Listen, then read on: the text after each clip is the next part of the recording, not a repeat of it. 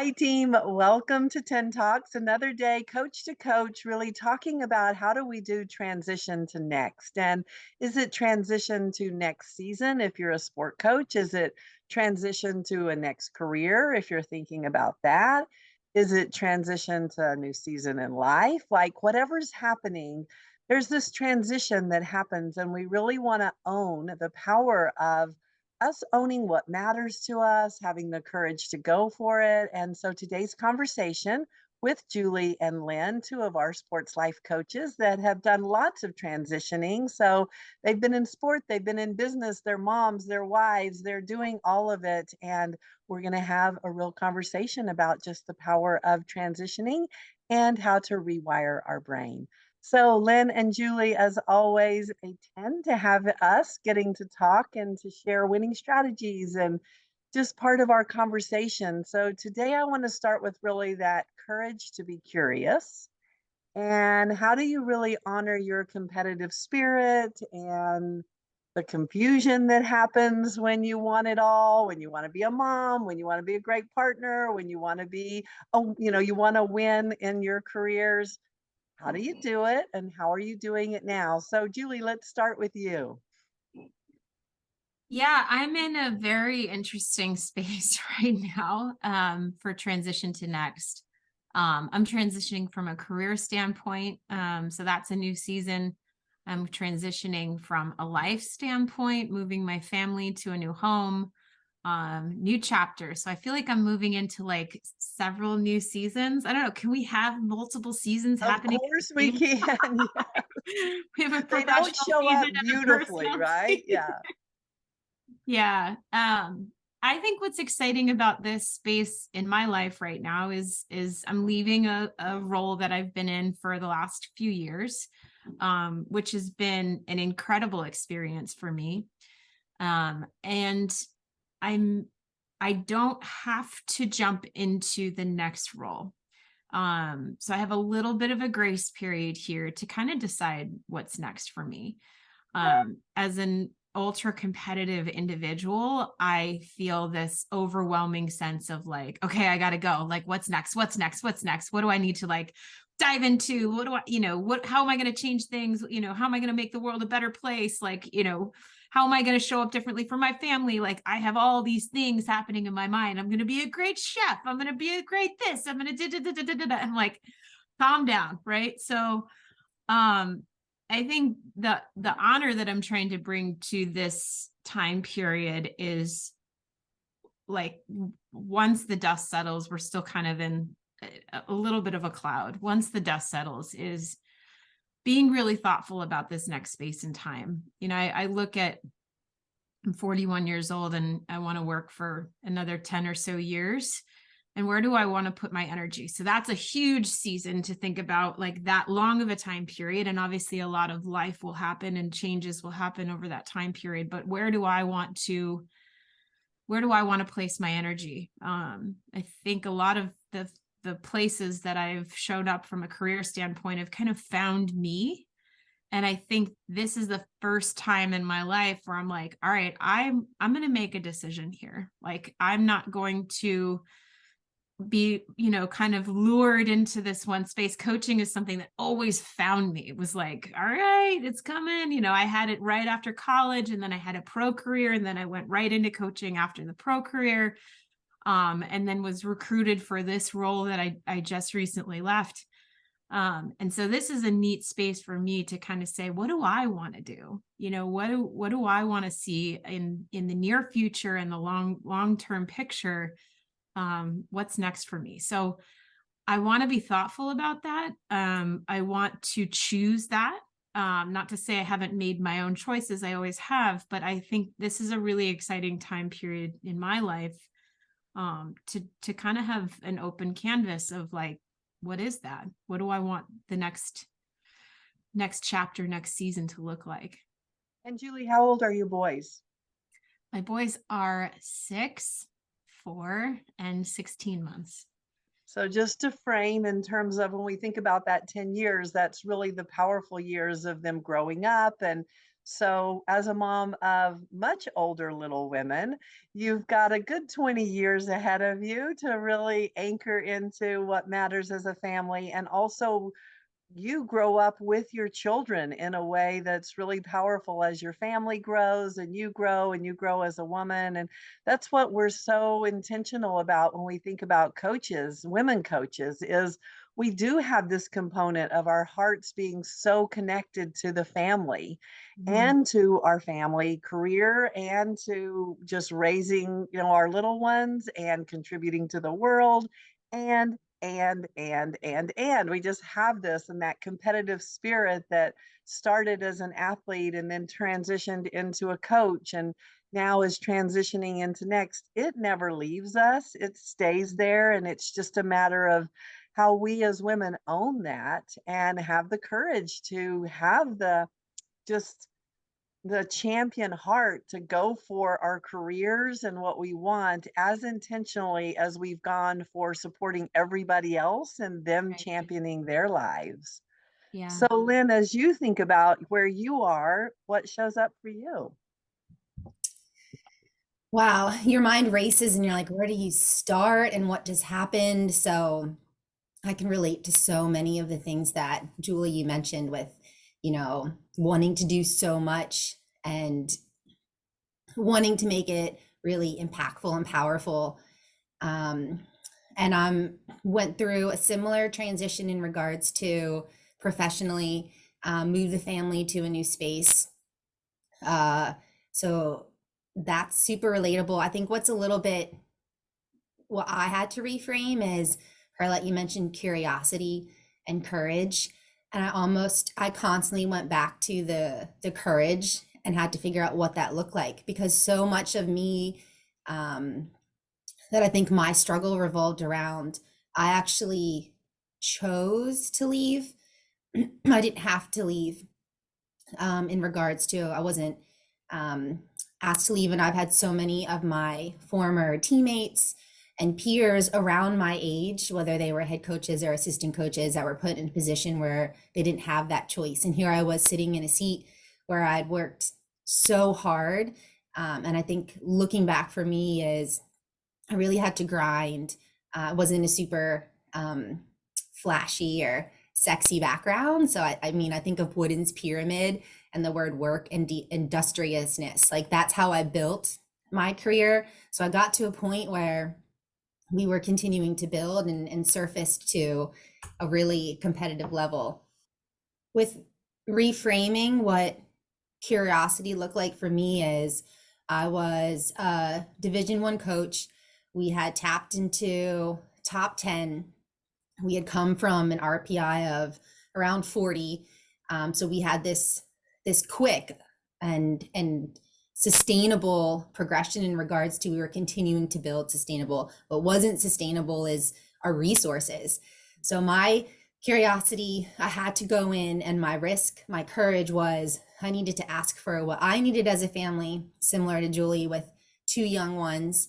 And you're looking at the cost of daycare is incredible. And the waiting list, it's amazing what you have to do with these little munchkins. So I had to ask for what I needed. And then also the program, well, what does the program actually need? Because we're showing with resources we have amazing success. So I had to be ready for a no. And what that meant is, well, what else? What else is out there? What are my tool sets? What is my passion? Because I love what I do. And in the beginning, I remember venturing out to, and Carla, I think if you say yes, show up, think of what I preach is the power of choice. So you have to go visit. And I remember visiting some places for job opportunities and getting on the campus and just in my head being like, nope, Yeah. not going to be here. I love where I'm at. So I had this constant kind of morphing, well, what is my why? And to me, that took courage because so much of my courage was, I'm going to stay. I'm going to fight for this position. I'm going to grind. We've done so much. Future coaches need to know you can coach when you're a mom. You can do it.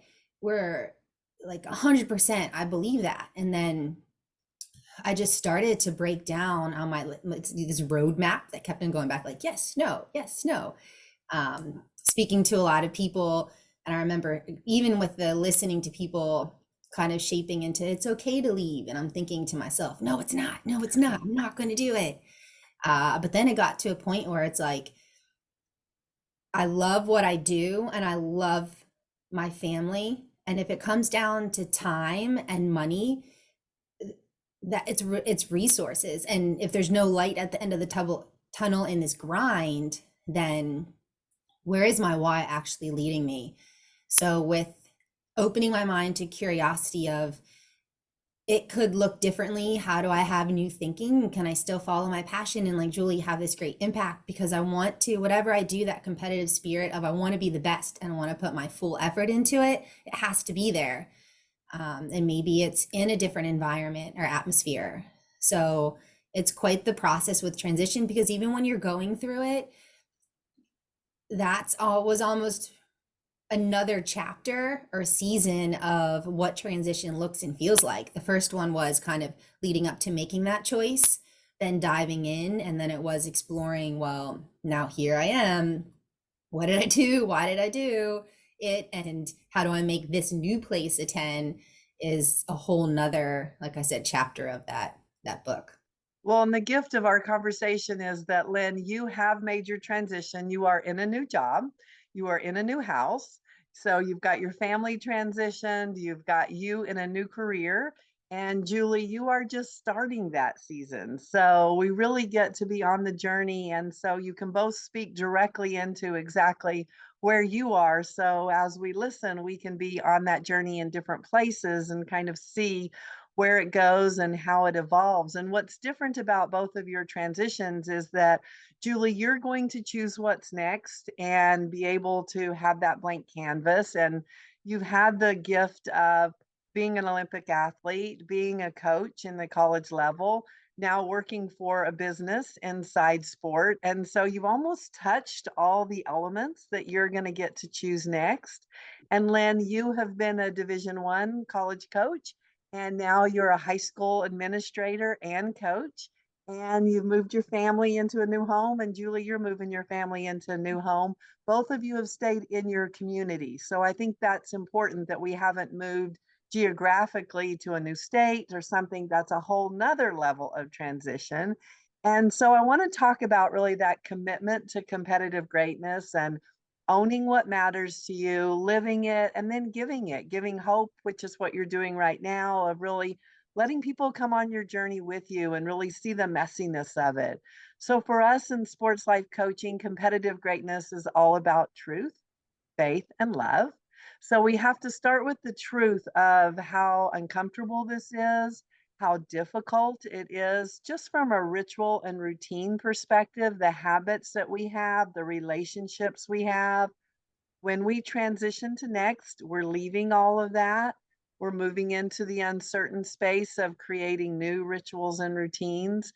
And so, Julie, as you think about where you are right now, what truth have you found that has been part of your just wrestling with that transition space that you're in? Yeah. I think the truth is that it's really hard. Yeah. Um, and like nothing about, even when transition is your choice, Yeah. it's not easy, Right. right? You wrestle with, is this the right decision? Is this right for me? Is it right for my family? Am I being selfish? Did I just not work hard enough? Did I just not achieve enough? Did I uncover every stone that I could have, in this role? And, there's whether you've chosen it or you've not chosen it, there is grieving, right? Yeah. And the truth is like, it continues to be hard until you're settled in that next chapter, and hoping that next chapter does feel right once you arrive there. But anytime there's transition, it is long. It is not just a decision. It is not something that happens overnight. It's not like, okay, in our circumstances, okay, I've moved my family. Okay, I've started a new job. Like, it takes a long time to get into that job, to understand that job, to overwork on many levels to get settled.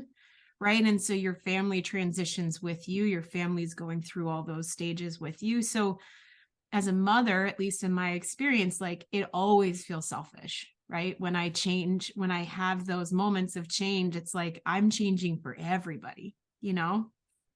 And I think one of the things that stuck out to me most recently, I started to talk to my 6-year-old really, because my 4-year-old and clearly 16-month-old don't understand. But my 6-year-old, I told him the other day that mommy is transitioning and she's not going to be working for, for Brooks anymore. And he was like, why? And so lots of questions. And we have a family business. My husband and I own running stores in the Washington, D.C. area. And he's like, well, that's okay, mommy. You can just work with daddy. And it was really cute and really sweet. And I was like, well, I might take a little bit of time to get us settled and with our move and, kind of making sure that you guys are doing great. And he was like, oh, okay. But also you can just go work with daddy. Like you can go work with daddy at the store. And I was like, yeah, I can. What stuck out to me was like, he's never not seen me work. Mm. And it was one of those moments where I was like, it didn't make me feel like I didn't want to work. It made me actually feel like I want to continue to model that for him. And that it kind of made me double down on like, oh yeah, like I'm going to take a little bit of time here, but this is who I am, right? Like he even, I mean, he's young, but that's what he sees. He sees mommy working. He sees mommy having her own career and her own thing. And even though in his mind, he's like, well, you can go work with daddy. Like, no, you don't want that, sweetie. I promise you don't want mom and daddy working together. But I thought that was really beautiful. And to me, that was a truth, right? Where it was like, this is who I am, and I want to continue to model that behavior for them. But I do think I want to model it differently. And something I said to him was, mommy doesn't want to travel as much as I was, before. Like that was a lot. It was a lot for me to get on an airplane a lot and travel all around the country. So I said, I want to do a little bit less of that. And he goes, well, does that mean that daddy's going to travel more? I was like, well, I don't know. Maybe. It's like, is it one or the other, And so that they've it's always interesting hearing it read back to you from your little people, because they see it very, it's just very clear cut in their mind, very simple. But for me, that was a huge truth, was just like, that is who I am. That is who I am always and who I will be. And I'm excited about that next piece of it. But the truth is that you're always grounded as a mother. Like I'm always grounded in what's best for my family, like, and what does this next chapter look like and how do I support them? Well, and I really want to own the competitive greatness as women and what we are modeling for our children. And like I said, my little women are much older than your littles. And so my girls are 40, 39, and 23. And just crazy to even say those numbers when I can remember exactly when they were littles like yours.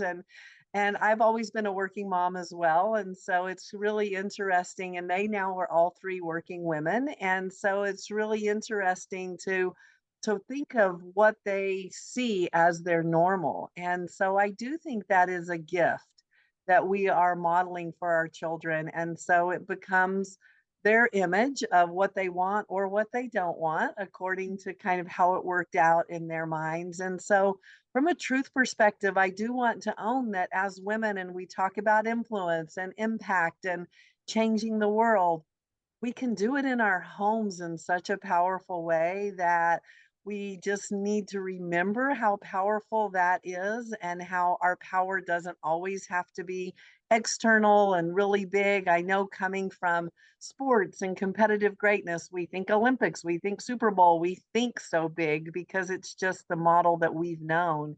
And I want to give that gift of really the gift of how small moments and small conversations and small truths can create these big impacts and really influence in a big way. And we don't know who we're influencing by the conversations that we're having or the truth of the struggle and being honest about it so that other people can say, wow, I didn't realize somebody else was feeling that way. And also to give hope to our littles that they get to choose and that there's going to be struggle in it. There's going to be, curiosity, and there's going to be, am I doing the right thing? Oh my goodness, all these questions. And just really being able to own our competitive spirit and our desire to win based on our definition of it. So, Lynn, as you think about really being your commitment to competitive greatness, what truths have you discovered? Well, first, it's really funny piggybacking off of the stories with the little people. Last night we were walking back into the athletic center and 6-year-old, because we were going to go, I had to connect with the basketball coach. Oh, are they going to go to the NCAA tournament too?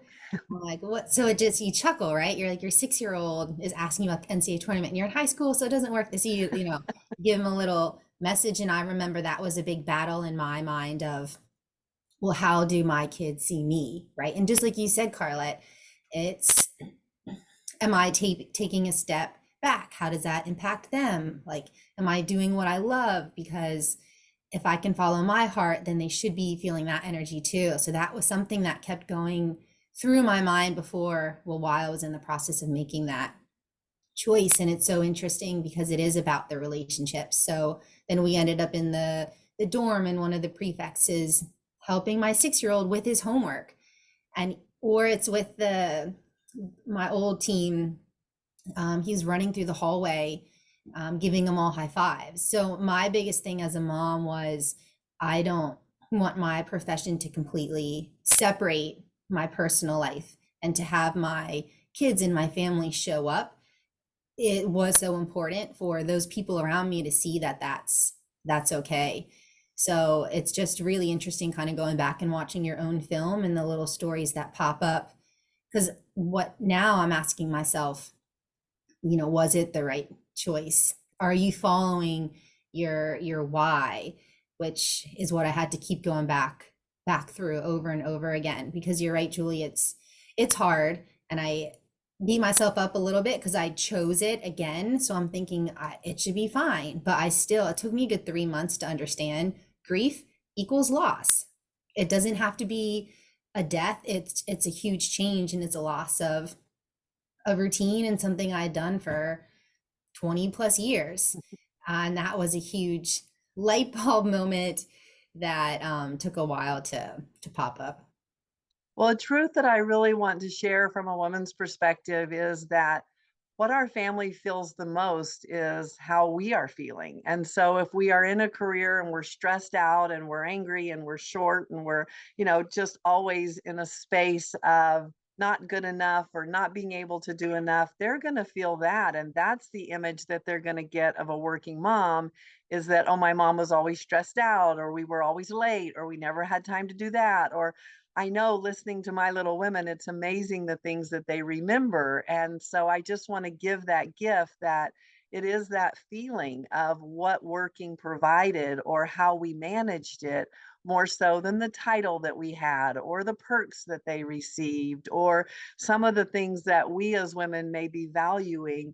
What I've learned in my experience with my little women is they value me being happy, or me being content, or me being peaceful, or me being able to have a sense of accomplishment and feeling good about really who I am individually as a woman, as a mom, as Carlette. And so that's really important that we bring that identity with us when we're developing this huge passion to make sure our families are set up for a great life, personally, professionally, philanthropically, financially. I mean, we just carry so many currencies with us when we measure that success. And so let's remember as women that we have the power and the responsibility to make sure that we're doing well with our decisions so that our children get to feel that sense of belonging and acceptance and the journey of it, rather than just the title of it, or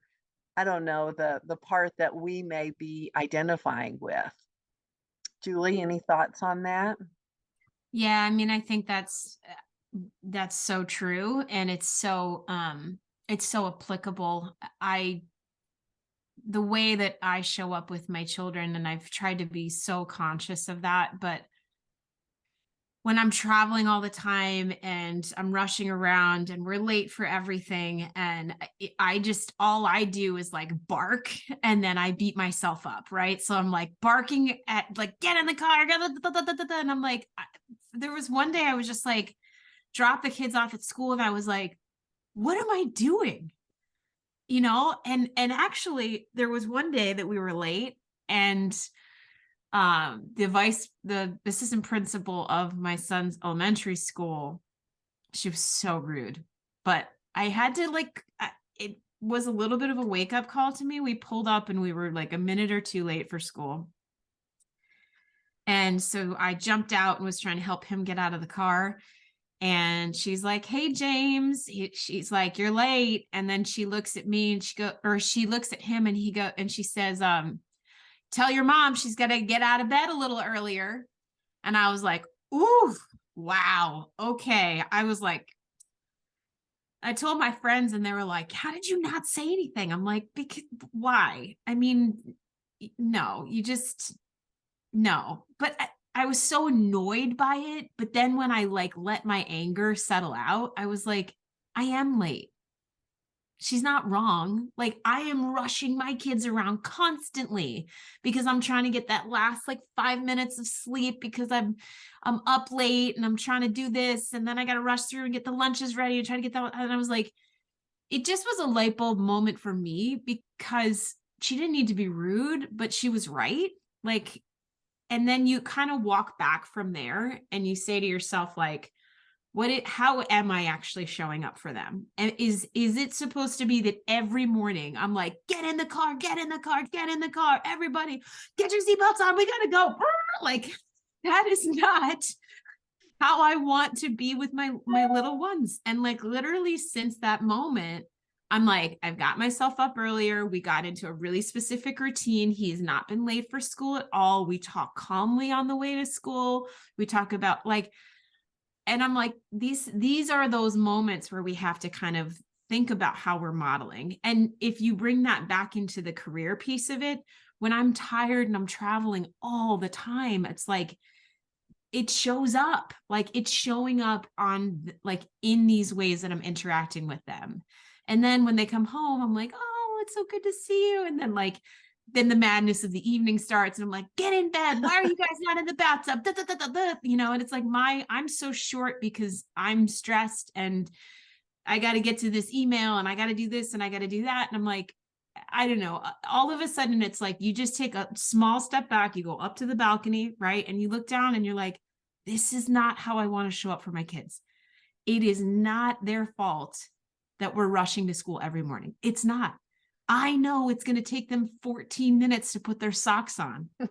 Like, if it takes them 14 minutes to put their socks on, I've got to be the adult and say, how do we need to work back? You need to get to bed earlier. What does that routine look like? But all of that is affected by these career moments, these career pieces. And I think that's the challenge for us as women. It's a challenge for me. I want to do it all.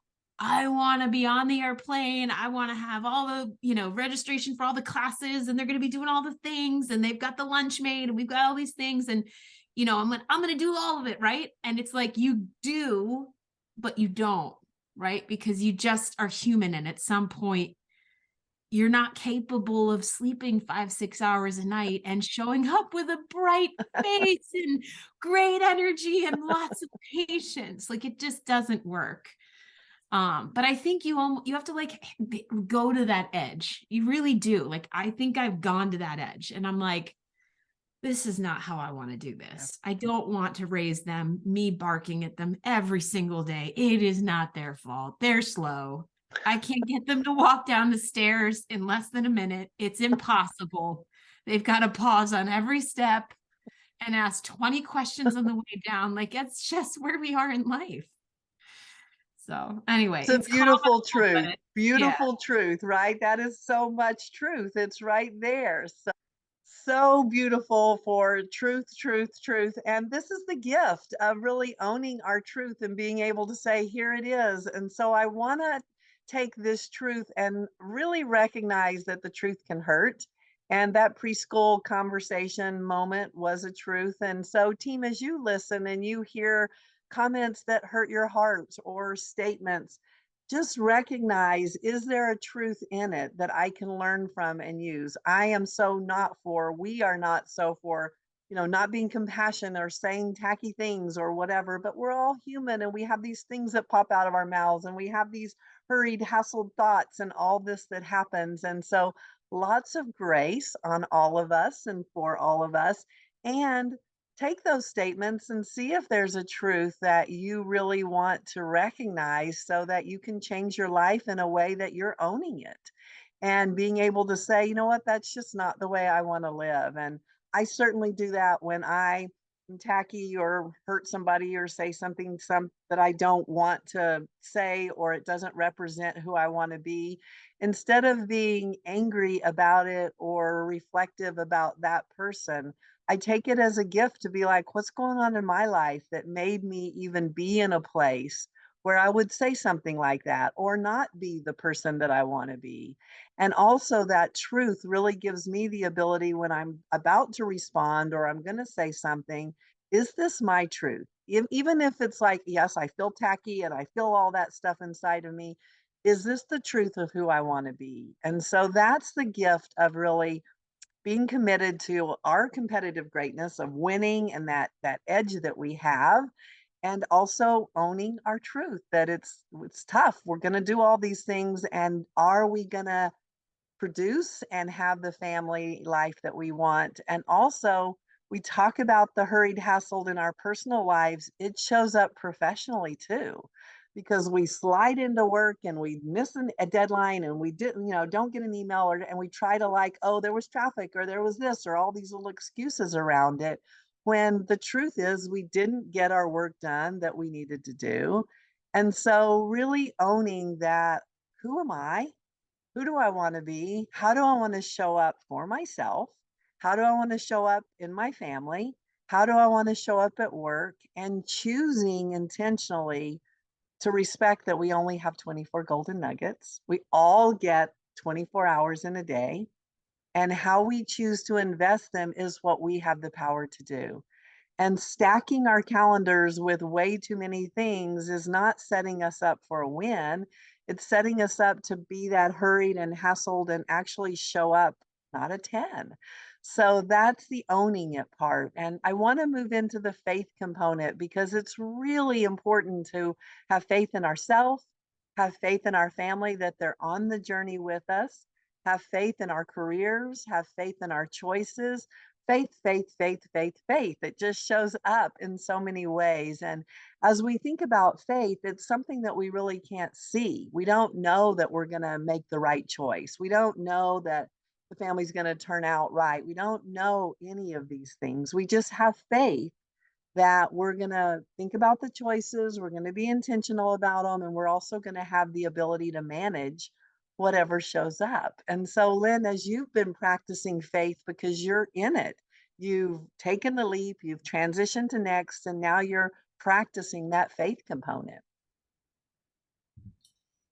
Yeah. So, I mean, the language of sport is so transferable. It's trusting the process. And then we talk to our athletes so many times about, well, what is your why, right? Because your heart drives you. And so I had to kind of go back, and you're living that through the faith. I mean, even listening to Julie, this is what I wish we did more as women, because your morning routine makes me feel better. And I actually laugh about it when I hear you. But when you're in the moment, you're like, nobody else could be going through this right now. What am I doing wrong? So, yeah, I just find that so interesting. And I did speak to some people that I didn't have close ties to, but we're going through that transition process. So I think that helped me with the faith of just seeing this is a part of life and raising a family. And these are some of the things they did and what relates to me and what do I want to do. So I still had my own choice, but I got to hear who else is out there and what did they learn from their journey. Another thing that I still have to remind myself, and this is part of the truth element that I was looking at, is, well, if I leave my top 10, although mid-major school, if I leave this position now, will I ever have the opportunity to go back? Right. And the truth is, we don't see that very often. And you look in sport in your male world, and our former basketball head coach got let go, got a call right away, off to Big Ten school. And you're like, that happened in like a day. How'd that happen? And then I don't see my peers showing up again, right? So you have this fear of, well, if I shift gears now, can I shift them later? Or is that something I can't even tap back into? And part of my, and I had a lot of conversation with my husband, and he's an entrepreneur. So he has that mind of, I can do anything at any time. And I had to trust that process too of, well, even though it doesn't happen all the time right now, that doesn't mean I can't do it. And what does it look like? And we need people to be able to do that. And then even where I am now from an administration standpoint, my faith is also, well, can I make an impact on other young women or young men? Because so many people in my career that helped me go to that next level were actually men that stepped in and said, you need to get this job, or, oh, I'm going to give you this. You call me if you need anything.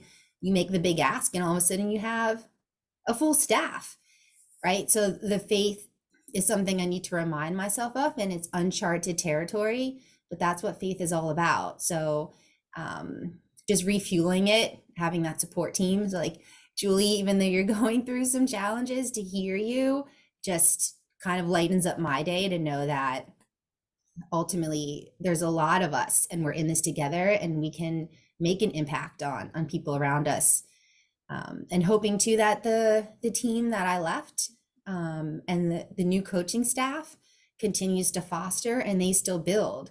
So it's neat to hear them when they connect back with you and they say what they've done, and some are coaching now. So I guess it's the faith that it is this ripple effect, and we can still move forward, and it could look differently, but we can still make an impact and do new things at a time when there's constant change, and we have to keep moving the needle. Lynn, you speak so beautifully into really the next component of competitive greatness. We've gone through truth, and boy, we're living that moment by moment, from just being able to live in our truth, to have faith in the process, faith in ourselves, most importantly, to really that we can honor the process, that we can figure this out, and we don't have to do it alone. We get to have that support system, reach out, connect. That's our desired outcome of sharing this conversation with you. Is just notice how powerful it is when we connect. And now moving into love from competitive greatness. I really value putting the word love in with competitiveness, because so many times when we hear the word competitive, we think about being against someone, competing against someone.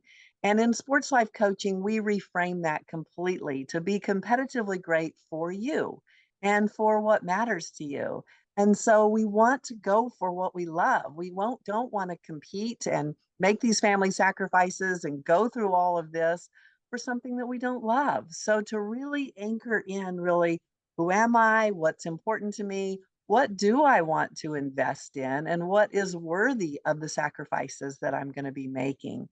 So, team, as you think about being competitively great for you, transitioning to next, whether it's next season in sport, next career, next home you're moving into, next life, whatever you've got, we are here to be on your support team, and give yourself that grace that you need to be human and to learn from it.